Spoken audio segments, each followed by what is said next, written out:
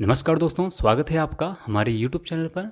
दोस्तों, सबसे पहले आप सभी को स्वतंत्रता दिवस की बहुत बहुत शुभकामनाएं। दोस्तों, आज हम इस वीडियो में वर्ष 2022 का टीचिंग एप्टीट्यूड का क्वेश्चन पेपर सॉल्व करेंगे।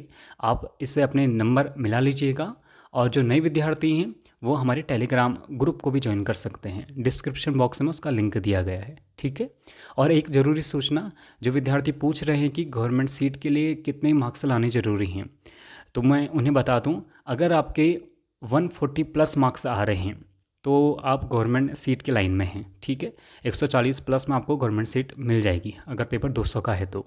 और ऐसा ही कुमाऊं यूनिवर्सिटी का भी होगा, ठीक है। और जो कैटेगरी वाले स्टूडेंट हैं उनके नंबर अगर 135 प्लस आ रहे हैं तो उन्हें गवर्नमेंट सीट मिल जाएगी, ठीक है। तो चलिए दोस्तों, आज की वीडियो शुरू करते हैं। देखिए, इसमें पहला क्वेश्चन है, एक अच्छे अध्यापक के लिए क्या आवश्यक है? तो इसका आंसर होगा ऑप्शन डी, उपरोक्त सभी, ठीक है। अगला क्वेश्चन है, कक्षा कक्ष में प्रभावी शिक्षण के लिए आप निम्न में से किसका प्रयोग करोगे? तो इसका आंसर है ऑप्शन सी, छात्र शिक्षक अंतःक्रिया को प्रोत्साहन।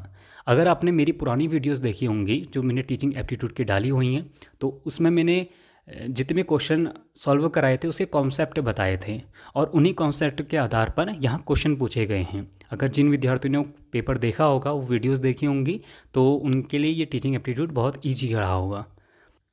देखिए, अगला क्वेश्चन है, सीखने को स्थायी बनाने हेतु क्या आवश्यक है? तो इसका आंसर है ऑप्शन बी, सीखी गई विषय वस्तु का क्रियान्वयन। अगला क्वेश्चन है, नियमित रूप से गृह कार्य न करने वाले छात्रों की। तो इसका आंसर होगा ऑप्शन सी, कारणों के बारे में पूछना चाहिए और व्यक्तिगत परामर्श देना चाहिए, ठीक है। देखिए, अगला क्वेश्चन है, शिक्षा में मातृभाषा का प्रयोग उचित है क्योंकि इससे कोई भी टॉपिक समझने में सरल हो जाता है। तो ऑप्शन ए, इसे समझना सरल हो जाता है। अगला क्वेश्चन है, कक्षा कक्ष शिक्षण को मुख्यतः होना चाहिए। तो ये होना चाहिए ऑप्शन बी, छात्र केंद्रित।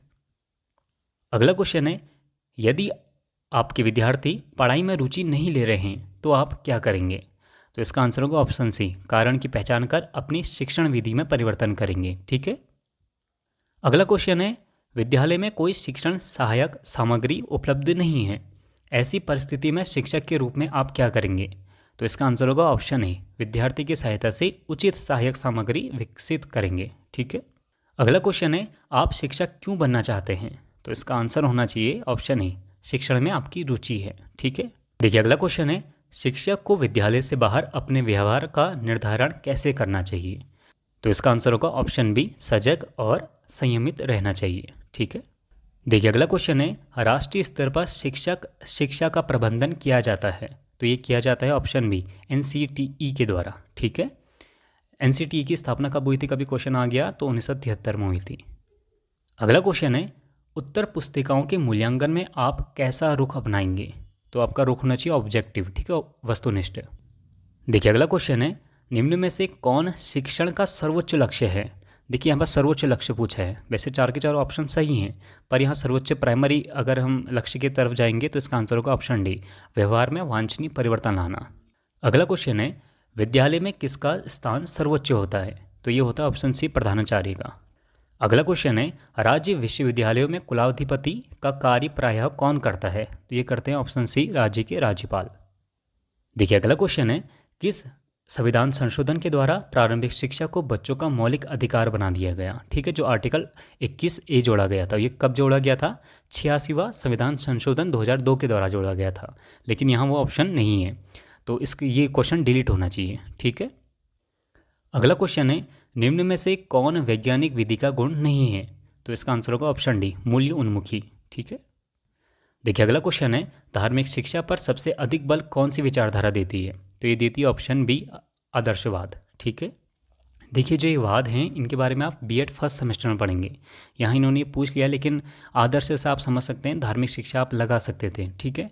और जो प्रयोजनवाद होता है ये प्रैक्टिकल पर बेस्ड होता है, ठीक है। और यथार्थवाद, बस जो सच है तो सच है, बाकी इधर उधर की बात नहीं करता, ठीक है, यथार्थवाद।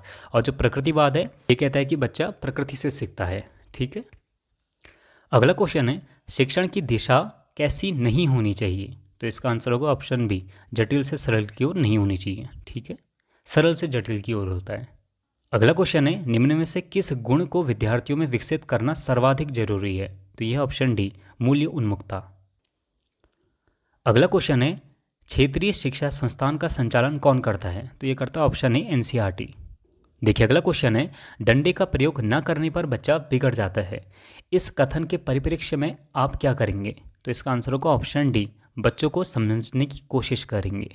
देखिए अगला क्वेश्चन है, विद्यालय एक लघु समाज है, इस कथन का एक निहितार्थ है कि? तो इसका आंसर होगा ऑप्शन बी, प्रधानाचार्य द्वारा सतर्कता पूर्वक सामाजिक बुराइयों के संदर्भ में वांछनीय परिवर्तन की दिशा में कार्य करना चाहिए।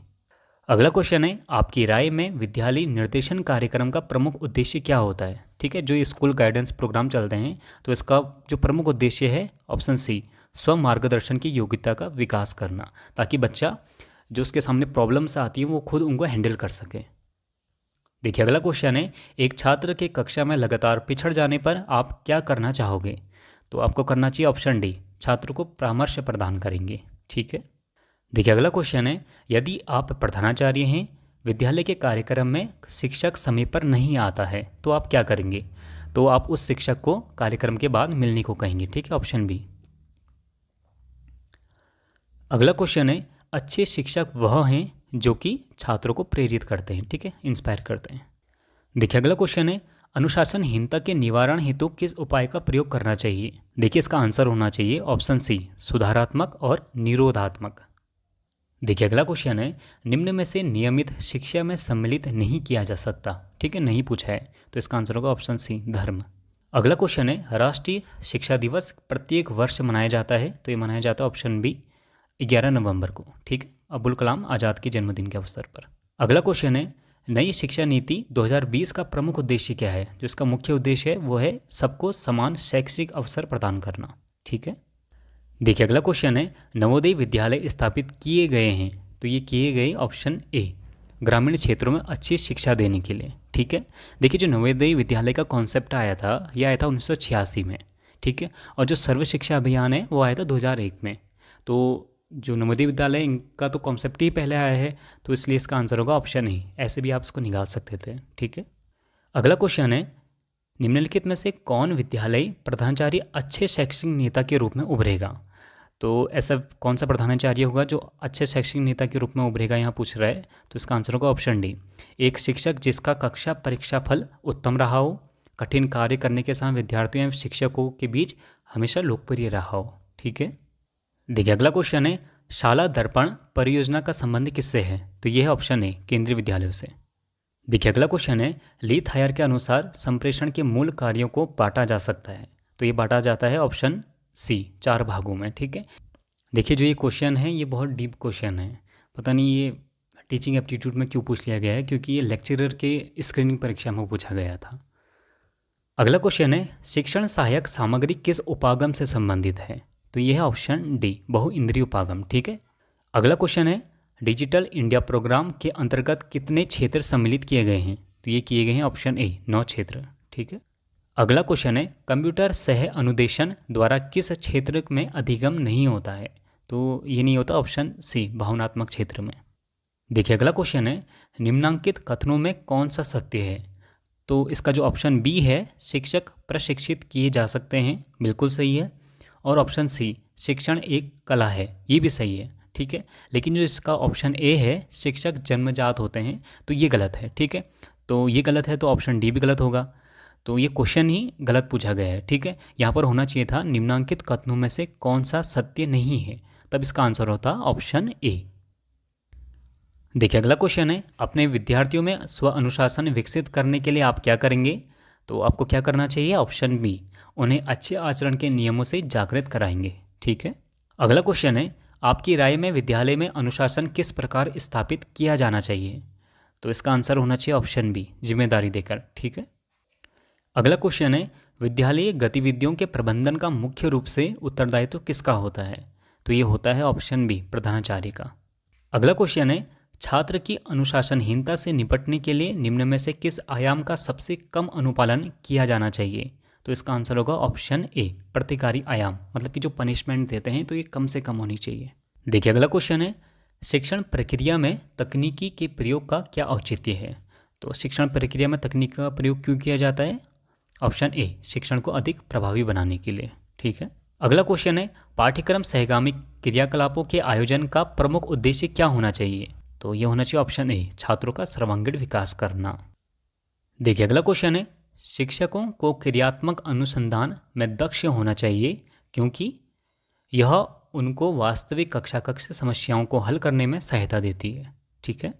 अगला क्वेश्चन है, आपकी राय में निम्न में से कौन सा कारक सीखने की प्रक्रिया को सबसे कम प्रभावित करता है? तो ये करता है ऑप्शन डी, लिंग।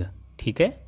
अगला क्वेश्चन है, शिक्षक के रूप में आप कक्षा में दृश्य श्रव्य सामग्री का प्रयोग क्यों करना चाहेंगे?